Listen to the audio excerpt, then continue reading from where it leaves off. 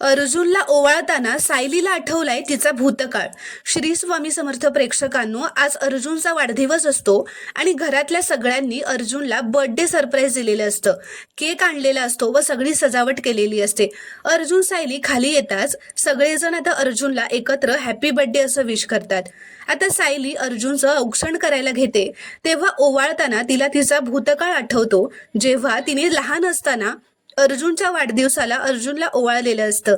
ते तिला आठवतं आणि गरगरू लागतं आणि लगेचच ती तिच्या डोक्याला हात लावते आणि अर्जुन सुद्धा आता बघतच राहतो।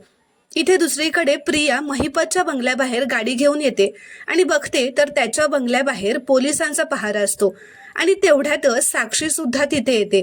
बाहेर पोलीस उभे आहेत हे बघून ती महिपतला फोन करत असते, पण महिपत तिचा फोन उचलत नसतो आणि आता गाडीत बसलेली ही प्रिया पहिल्यांदा साक्षीला समोरून पाहते आणि प्रियाला खूपच मोठा धक्का बसतो हे बघून की साक्षी अजूनही जिवंत आहे। पण साक्षीने मात्र प्रियाला अजूनही बघितलेलं नसतं। प्रेक्षकांनो, तुम्हाला जर का हा शॉर्ट रिव्ह्यू आवडला असेल तर व्हिडिओला एक लाईक नक्की करा व चॅनलला प्लीज सबस्क्राईब करा।